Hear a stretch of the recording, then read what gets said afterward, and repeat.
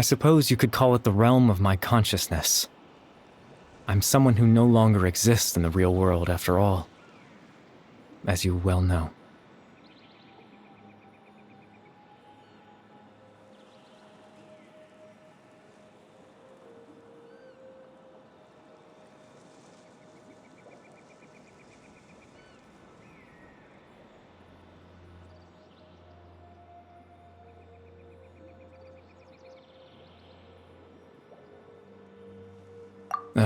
It's nothing.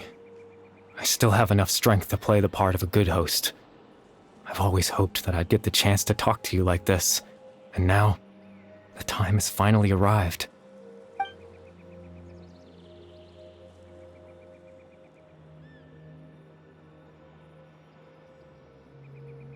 Extreme sorrow and pain, hope and regret coursing through your veins, and a degree of abyssal power that defies comprehension. Father told me that once I possessed all those elements, I would become the loom of fate. But despite his intentions for me, I never truly became the loom of fate. I was merely used as a means for its construction. In truth, I died the moment I set everything in motion.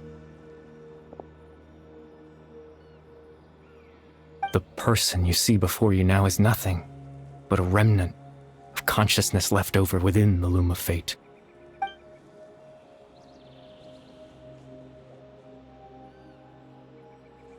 As for your question, the loom of fate is a device capable of weaving ley lines.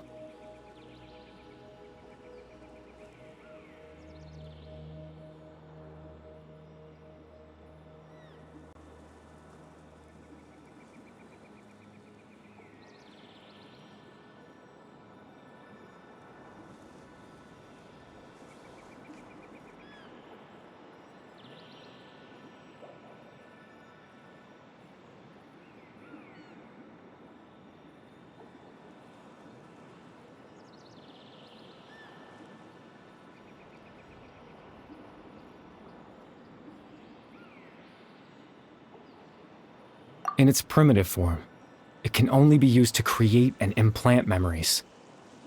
But, as more of it is completed, its power becomes stronger and stronger, until finally, it has the power to weave real ley lines of its own. Once fully completed, the moment it gains the power to weave ley lines, it loses the lower level ability to influence memories. But it also becomes a tool that can change the entire world. Yes, I have the ability to control the loom in its semi-completed form. I suppose you can think of it as a form of compensation. After all, its existence cost me my life.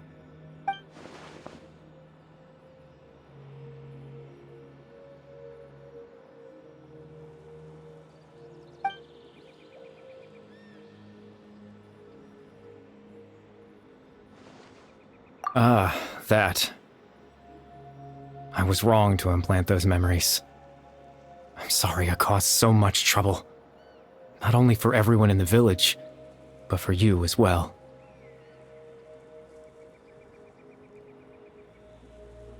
I just wanted them to feel like I once existed in this world.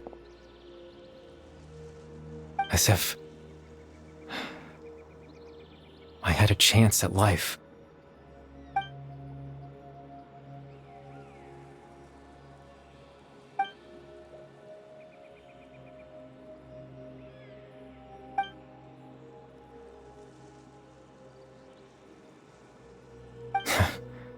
I know what you must be thinking. Why would I do something so meaningless?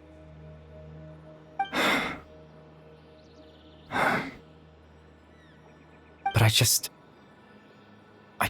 couldn't accept it. I had to know what it would be like if I had my own life.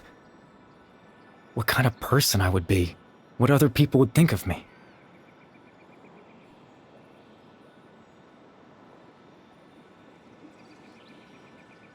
Chief Ahmadiyya, Baram, Granny Jahiyat, Atosa. What would it be like if I could live alongside them? No cataclysm, no curse. Just a quiet life in a peaceful village. I was curious, so I selfishly tried to have my own life. Even if that meant piecing together the version of myself that could have been. One memory at a time. I know it sounds stupid. After all, my life ended a long time ago. Any chance at living was stripped away from me when I was 8 years old. My consciousness left to mature in an illusory world of nothingness. Even the form you see before you was nothing but an invention based on my father's appearance. An imagined version of what I would look like if I had the chance to grow up.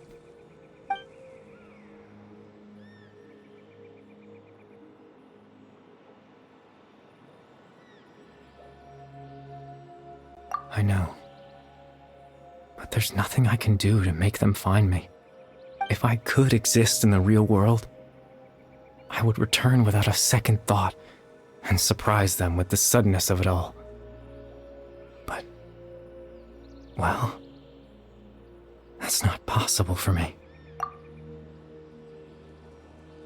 I know.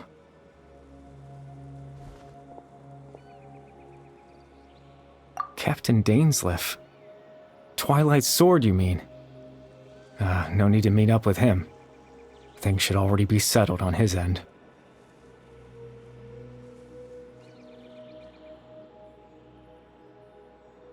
Exactly.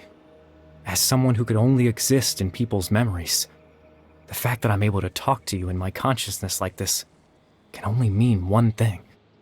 The Loom of Fate has already been completed.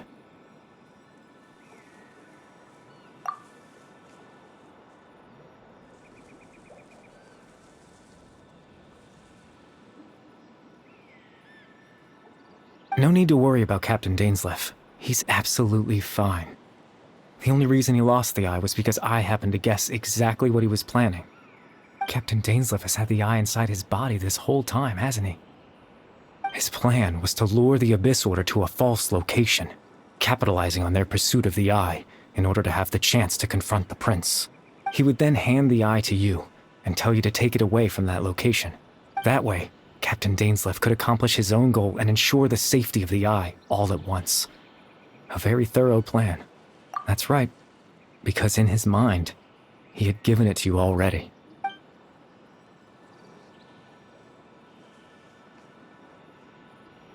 Before you two entered that false location. Traveler, wait.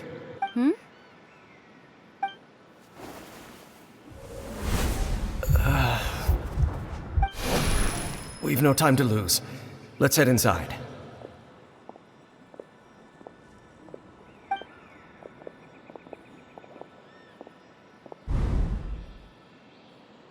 That was when I implanted the memory of him handing you the eye. Given the tense situation at that time, Captain Dainsleif failed to notice anything out of the ordinary, and took that memory to be real. I'm sorry, Traveler, but I needed the Loom of Fate to be completed. And to do that, we had to retrieve the eye.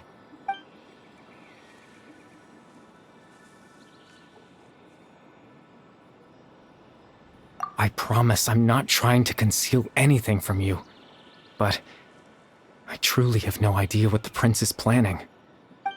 Tevat's ley line system is deeply entrenched in the planet. Creating new ley lines can neither replace nor extend the ones that already exist. In the face of everything they could be planning, I fear I'm too insignificant to even get a glimpse of the bigger picture. In any case, I had my own use for the Loom of Fate, and my goal, at least, has been achieved. You remember my father, don't you? Clotar Alberic. I believe you saw him in your sibling's memory. After he used the power of the Abyss to restore consciousness to my hilichurl form, I suffered from an indescribable level of mental anguish. To comfort me, my father told me a story. That this was a fairy tale world where I had to take on the form of a little monster. That story managed to dispel my fears. Even if just for a moment. My goal was simple. To use the Loom of Fate in its near-completed form, when its ability to create memories was at its strongest, to implant a specific memory into the minds of the Hilichurls. In that memory, I would tell them a story, just like my father did for me. It was a story of fairy tales and love. But more than anything, it was the story of us.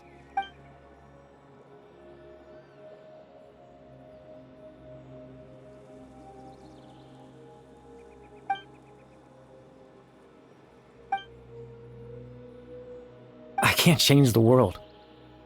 Not when I lost the very right to exist within it. Implanting those memories, that was the most worthwhile thing I could offer. All that's left of my existence is a wisp of residual consciousness tied to the Loom of Fate. In truth, that trace of my consciousness should have dissipated long ago. My goal was the one thing that allowed me to hold on all this time. But now, the bedtime story is finished. And it's finally time to rest.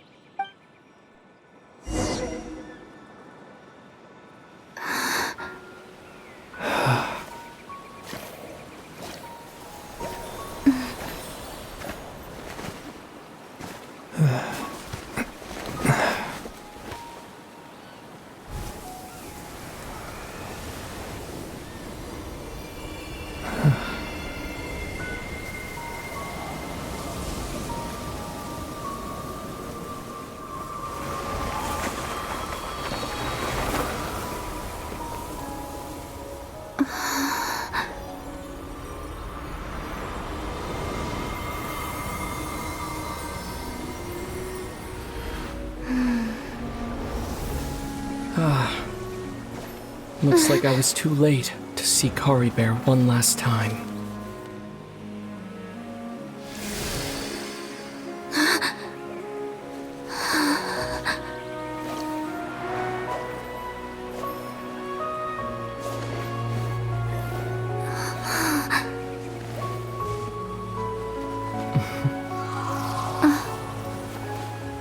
Kari Bear's consciousness is gone, and this space will soon disappear along with it. Neither of us belongs here. That's why we're not tangible. Were that not the case, I'd love to hug you too.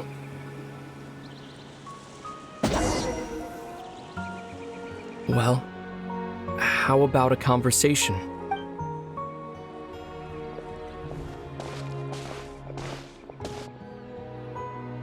The chance to just stop and talk like this is certainly not easy to come by. Wouldn't you agree? That battle earlier was tough. The one against Dane, I mean. I didn't expect that after everything, he would still hesitate to raise his sword against me. Were it not for that, perhaps I'd still be no match for the Twilight Sword. Even after 500 years. The Loom of Fate, huh? I still haven't found a way to utilize it to its full potential. But there's still time before the heavenly principles awaken. Yes, for 500 years now, ever since the cataclysm in Conria, there's been no sign of activity. Not long ago, you witnessed the Hydro Archon destroy her divine throne, yes? Such a flagrant disregard for the rules, and still Celestia took no action. I suppose that's proof enough of the Heavenly Principles situation. However, the Heavenly Principles will awaken. We just don't know when that will be, or what might trigger it. You could say that. Just look at Kari Bear. He was so pure and single-minded. The space we now find ourselves is a perfect representation of who he was. Quiet and peaceful, even as a hilly churl. Seeing the terrible sight within the mirror wasn't enough to taint his spirit. He brought comfort to the people of this world, even though he was denied the very right to be a part of it. So ask yourself this. Who was it that deprived him of that right to exist? Of course, that's only one example. My feelings about the heavenly principles are too complicated to explain in just a few words.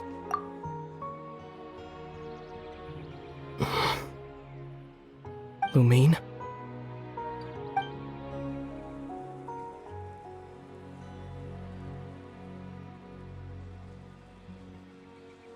You're the only one in this world who calls me that. There's so much I wanted to ask you. But for some reason, I'm not interested in asking those questions right now. There's just one thing I have to ask. One thing I could never understand. Why? Why can't we continue our journey together?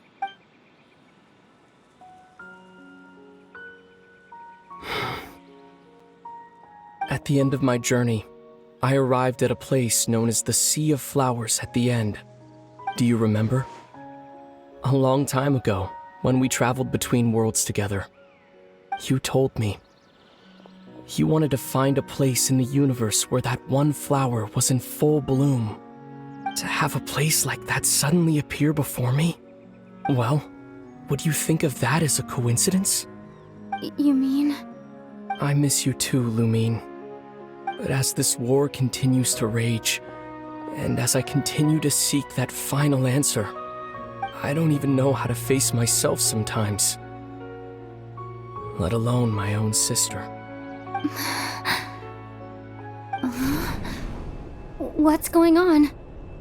This space has lost its tether. I doubt it'll be able to exist much longer. In fact, aside from our ability to physically interact with each other, there's something else you should know about this space. With Kari Bear gone, we won't be able to remember anything that happened here. Everything in this space will be wiped from existence, including all memory of our reunion. You're only telling me this now?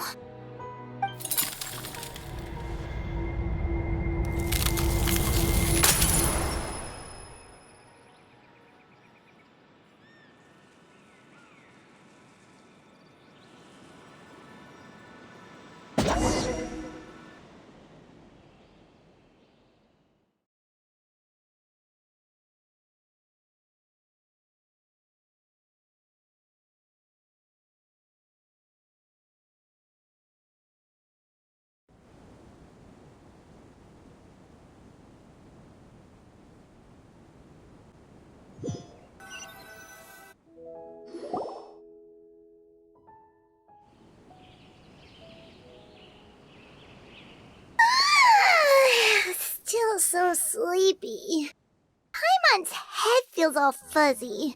Oh, Paimon woke up a little earlier than you, so Paimon will fill you in.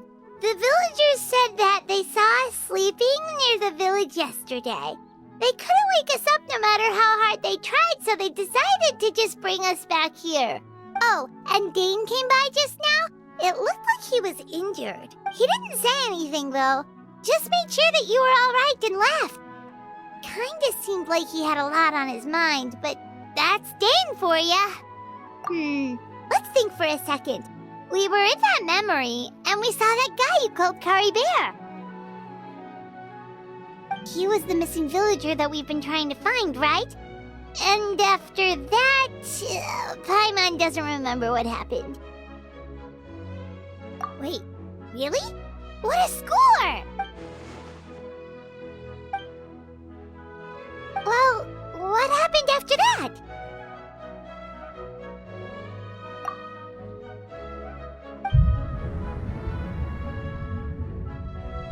Ah, there you are.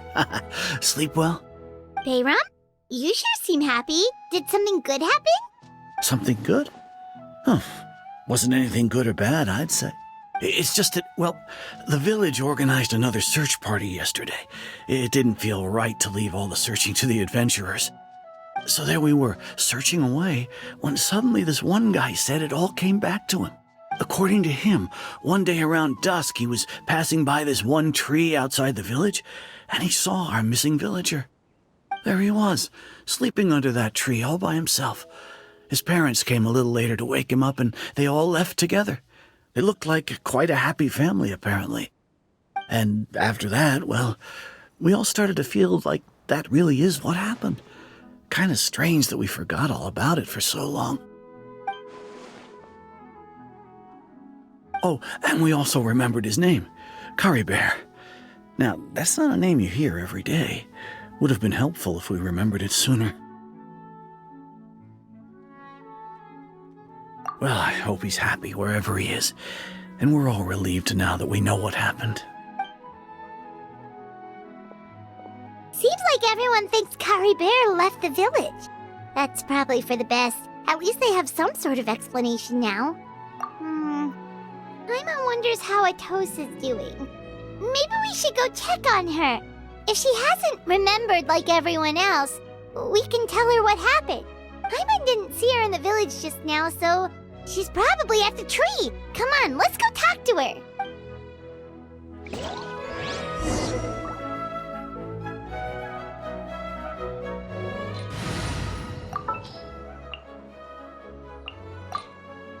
Count me in!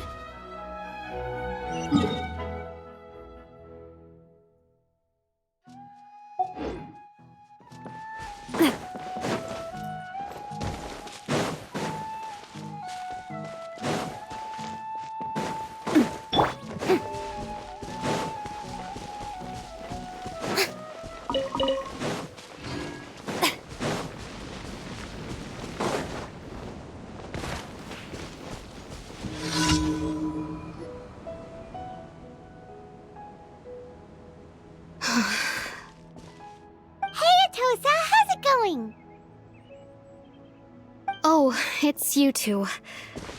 I was just about to go looking for you. I wanted to thank you. I was part of the search party, so I remember what happened to Curry Bear now. Honestly, I just can't believe I forgot something so important. He always seemed to appear out of nowhere, and now he left just as quickly. If Curry Bear wants me to forget about the time we spent together, then I'm willing to try. I've relied on him for a lot of things, but I'm sure with enough time, even the deepest of attachments can fade.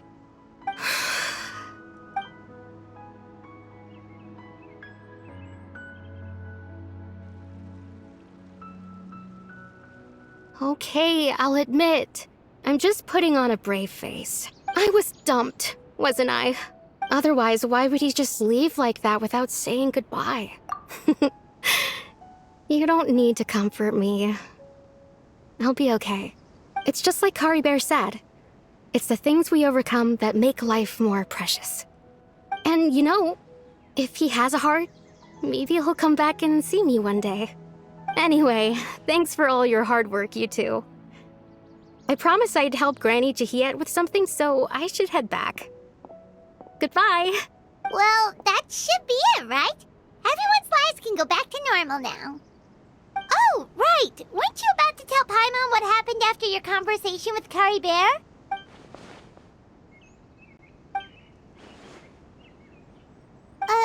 A picture? Where'd that come from? Let Paimon see!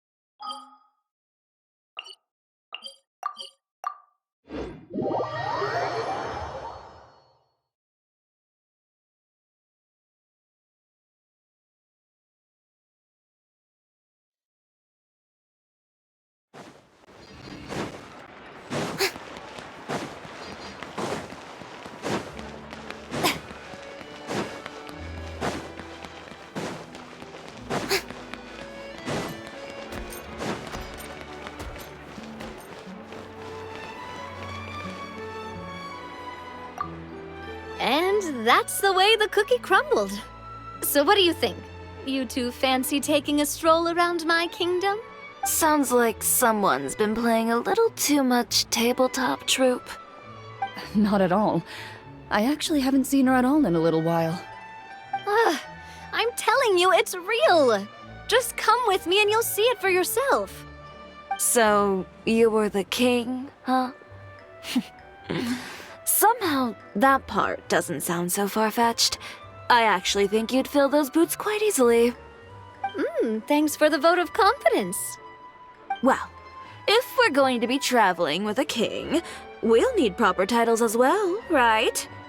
I guess I can be the royal tailor. Okay. Then I'll be Her Majesty's personal bodyguard. I'm sure those would work, but we don't have rules like that in my kingdom. Oh yeah, and can we go buy a music box first? Why, exactly? Let's just say I've developed a new appreciation for them after my recent adventures. Just imagine it. One night, while I'm asleep, one of the small dancing figures in the music box suddenly steps off its track and starts moving on its own. Wouldn't that be amazing? Though this may be a normal occurrence in your fairy tale world, Your Majesty, I must implore you to inform me immediately should any such incidents transpire in the real world. Because, from the perspective of a Marechaussee hunter, or really any normal person, That music box sounds like bad news.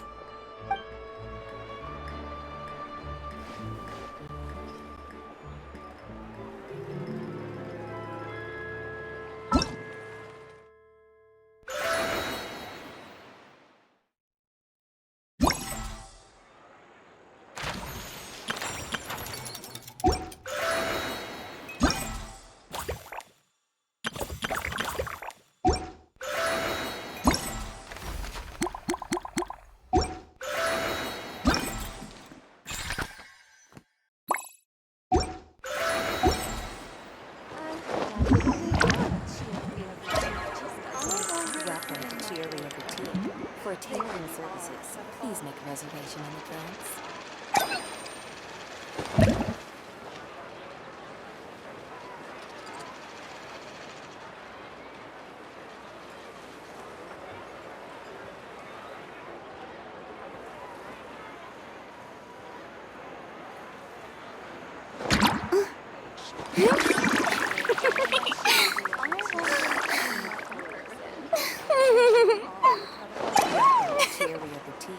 For tailoring services, please make a reservation in advance.